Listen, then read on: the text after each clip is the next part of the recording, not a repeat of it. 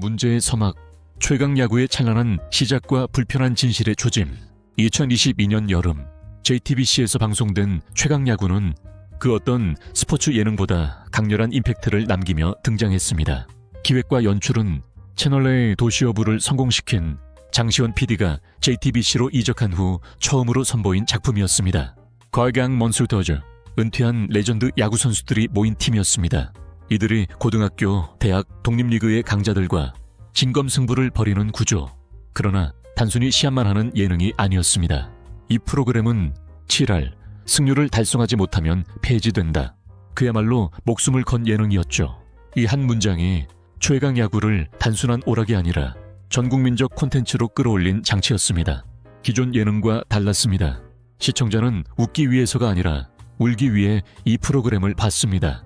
감정의 깊이, 선수들의 절실함, 그리고 지는 날의 덕아웃 풍경까지 카메라는 숫자가 아니라 사람을 비췄습니다. 이것이 진짜 리얼리티였습니다. 그 결과 최강 야구는 단순한 예능을 넘어서 사회적 현상으로 성장하게 됩니다. 직관 티켓은 매회 매진, 유튜브 하이라이트 영상은 수백만 뷰, OTT에서도 인기 콘텐츠로 자리 잡았죠. 그러나 이 엄청난 성공의 이면에는 단 하나의 중요한 사실이 숨겨져 있었습니다. 최강 야구는 JTBC 자체 제작 프로그램이 아니라는 점입니다. 제작의 실질적 주체는 장시원 PD가 설립한 독립제작사 스튜디오 C1이었습니다. JTBC는 방송사이자 유통 채널이었지만 실제로 뼈대를 세우고 살을 붙인 사람들은 스튜디오 C1과 창작자들이었습니다. 이 구조가 결국 오늘의 분쟁을 만들었습니다. 누구의 콘텐츠인가? 누가 소유자인가? 그리고 진짜 주인은 누구인가? 그 모든 질문이 바로 이 프로그램의 성공 속에 이미 조용히 시작되고 있었습니다. 갈등의 핵, 직관 수익, JTBC는 정산했는가? 최강 야구는 방송만으로 성공하지 않았습니다. 진짜 힘은 현장에서 시작됐습니다. 야구장에서 직접 팬들과 마주한 직관 경기. 이 티켓은 늘 전석 매진이었고 경기에 따라선 안표까지 돌 정도였습니다. 이 수익은 상상을 초월했습니다. 단순한 부가 사업이 아니라 새로운 주 수익권으로 떠올랐습니다. 문제는 이 수익이 누구의 것이냐는 데 있었습니다. 스튜디오 C1 측은 주장합니다. JTBC가 2년간 누적된 수십억 원 규모의 티켓 수익을 제작사 측에 정산하지 않았다. 공식 계약은 턴키 방식, 회당 고정 제작비를 정해놓고 그 안에서 스튜디오 C1이 알아서 제작을 책임지는 구조였습니다. 이 계약에 따르면 JTBC는 광고 배급 등 방송 수익을 가져가되 직관 수익은 공동 관리 혹은 정산 대상이었어야 합니다. 하지만 C1의 말에 따르면 이 수익에 대한 명확한 정산이 이루어지지 않았습니다. 이에 대해 JTBC는 다른 주장을 꺼냅니다. 스튜디오 C1이 제작비를 과다 청구했다는 입장입니다. 한 경기를 2번 나눠 방송하며 장비 임차료 같은 항목을 2번 청구한 방식이라는 주장. 그러나 스튜디오 C1은 반박합니다. 우리는 고정 제작비를 받았다. 지출 내역은 우리 권한이고 구조적으로 과다 청구는 불가능하다. 이제 갈등은 돈이 아닌 계약 해석의 영역으로 넘어갑니다. 진짜 문제는 누가 IP의 주인인가입니다. 성공한 콘텐츠, 뜨거운 팬덤, 그리고 수십억의 현장 수익. 그 모든 것을 누가 통제하고 누가 책임지는가? 이 단순해 보이는 질문이 지금 최강 야구를 파국으로 몰고 가는 갈등의 본질이었습니다. JTBC의 방역, 과다 청구, 논란과 치밀한 프레임 전쟁. 2025년 3월 JTBC는 마침내 침묵을 깨고 공식 입장을 발표했습니다. 내용은 충격적이었습니다. 스튜디오 C1의 수십억 원의 제작비를 과다 청구했다. 한 경기를 2번으로 나눠 방송하면서 장비 임차료와 같은 비용을 이중으로 청구했다는 구체적 주장이었습니다.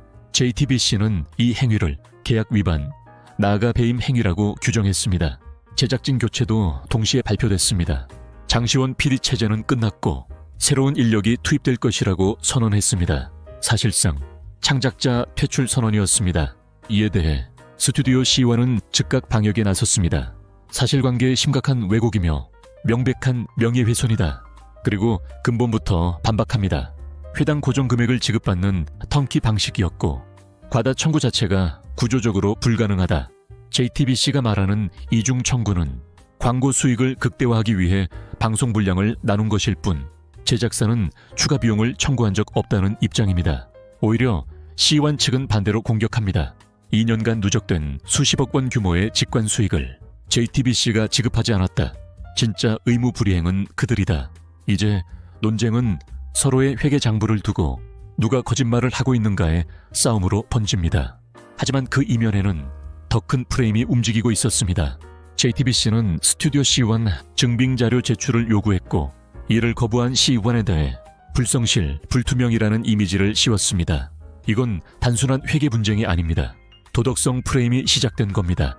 JTBC는 장시원 PD를 권리를 주장하는 창작자가 아닌 부도덕한 제작 파트너로 규정하려는 전략을 택했습니다. 이는 단순한 해명 싸움이 아니라 여론을 선점하려는 전방위적 이미지 전쟁.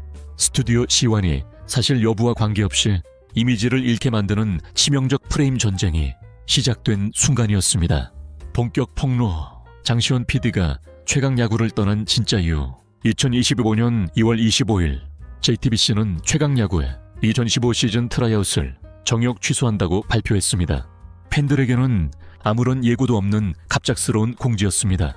하지만 곧 이어진 장시원 PD의 SNS 글이 모든 상황을 바꿔놓았습니다.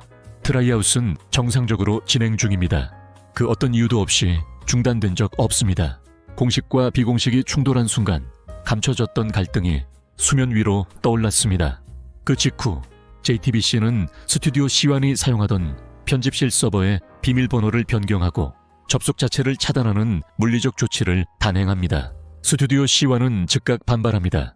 이건 불법 침입이며 업무 방해 행위다. JTBC는 반박합니다. 서버와 장비는 JTBC 소유다. 당연히 통제할 수 있다. 물리적 통제와 법적 해석의 충돌. 그 중심에 장시원 PD가 서 있었습니다. 그리고 마침내 그가 직접 입을 엽니다. 우리는 프로그램에서 쫓겨났습니다. JTBC는 IP를 탈취하고 원년 창작자를 제거하려 했다. 그의 목소리는 억울함을 넘어서 분노와 결단이 담겨 있었습니다. 최강야구는 우리가 만든 콘텐츠입니다. 우리의 철학, 우리의 팀워크, 그리고 팬들의 눈물까지 그 모든 것을 만든 사람을 지금 내쫓고 있습니다.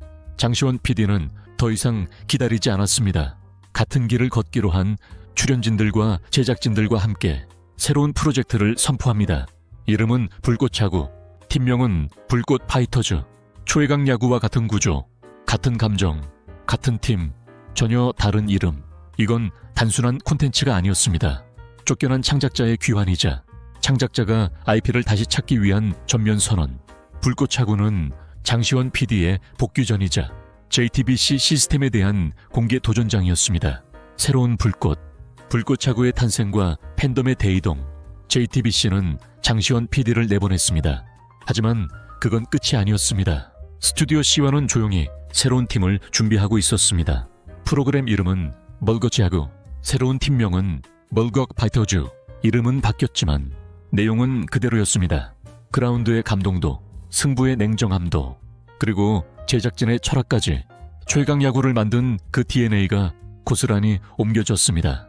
출연진들은 대부분 장시원 PD의 선택을 따랐습니다. 팬들이 사랑했던 그 얼굴들, 그 감정, 그 열정, JTBC를 떠나 불꽃야구로 모였습니다. 2025년 5월 5일 불꽃야구는 유튜브를 통해 첫 방송을 공개했습니다. 광고도 없었고 방송사도 없었습니다. 그런데도 조회수는 폭발했습니다. 첫 회만 일주일 만에 300만 뷰 돌파. 동시 접속자 수는 유튜브 기준 상위권. 이건 단순한 반향이 아니었습니다. 창작자 중심 콘텐츠에 살아있는 증거. 그날 팬들은 알게 됐습니다. 우리가 사랑했던 건 브랜드가 아니라 사람이다. 팬들의 지지는 곧장 행동으로 이어졌습니다. SNS에선 자발적인 해시태그 운동이 벌어졌고 댓글에는 최강야구는 껍데기만 남았다는 냉정한 평가가 이어졌습니다. 커뮤니티에선 이게 진짜다라는 글들이 최상단을 차지했습니다. 팬덤은 브랜드를 따르지 않았습니다. 감정을 따라 움직였습니다. 그리고 그 감정은 장시원 PD의 팀으로 향하고 있었습니다. 영상 복구의 비밀. 왜 불꽃야구는 다시 볼 수 있는가? 불꽃야구의 유튜브 첫 방송이 성공을 거두자 JTBC는 즉각 유튜브 측에 저작권 침해 신고를 넣었습니다. 유튜브는 정책상 신고자의 권리를 우선 인정합니다. 그 결과 불꽃차구 1화 영상은 비공개 처리, 팬들은 당황했습니다. 갑자기 사라진 영상, 차단된 콘텐츠. 하지만 스튜디오 CEO1은 즉시 대응합니다. 정식 이의 제기, 즉 카운터 노티피케이션 절차를 개시. 유튜브는 이 절차가 접수되면 일시적으로 신고자의 요청을 보류하고 상대방의 법적 대응을 기다립니다. JTBC가 10일 내에 법원 소송을 제기하지 않으면 영상은 자동 복구됩니다. 그리고 그 시한이 지나자마자 영상은 돌아왔습니다. 하지만 그뿐만이 아니었습니다. 스튜디오 C1은 한 발 더 나아갑니다. 자체 공식 웹사이트를 열고 그곳에 모든 에피소드를 무료 공개합니다. 이제 팬들은 유튜브가 아니더라도 불꽃차구를 언제든지 시청할 수 있게 됐습니다. 플랫폼이 바뀌었습니다. 방송사가 빠졌습니다. 중계권도 없습니다. 그럼에도 콘텐츠는 살아있습니다. 왜냐하면 콘텐츠는 사람과 진심으로 움직이기 때문입니다. 이 복구는 단순한 기술적 조치가 아닙니다. 장기전을 버티기 위한 생존 전략이었습니다. 차단 시도를 무력화시키고 팬덤을 유지하며 광고 수익과 파트너십을 확보할 수 있는 시간. JTBC가 의도했던 초기 유통 봉쇄 전략은 완전히 실패했습니다. 스튜디오 C1은 이제 플랫폼 독립, 팬덤 독립, 수익 독립까지 확보했습니다. 콘텐츠 시장에서 단순히 살아남은 것이 아니라 새로운 모델을 만들고 있었습니다. 대중의 판단은 누가 진짜 창작자인가? JTBC는 초예강 야구를 멈추지 않았습니다. 장시원 PD와 원년 제작진이 나간 자리에 새로운 PD와 CP를 투입했습니다. 성치경 CP와 안성한 PD, JTBC 내부의 대표적인 예능 제작진입니다. 브랜드를 살리기 위해 새로운 시즌을 시작했습니다. 하지만 팬들의 반응은 차가웠습니다. 시청률은 떨어졌고 커뮤니티 반응은 잠잠해졌습니다. 댓글에는 익숙한 목소리들이 사라졌다는 허전함이 남았습니다. 카메라는 있지만 철학이 없다. 그냥 똑같은 포맷인데 감정이 안 느껴진다. 팬들이 그리워한 건 프로그램의 형식이 아니라 그 안에 담긴 감정과 서사였습니다. 불꽃차구는 매회 뜨거운 반응을 끌어냈습니다.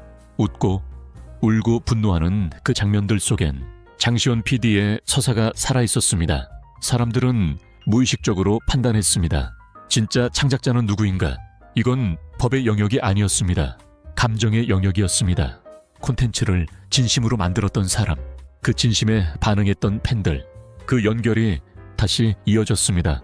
그리고 마침내 팬덤은 브랜드를 떠나 사람을 선택하기 시작했습니다.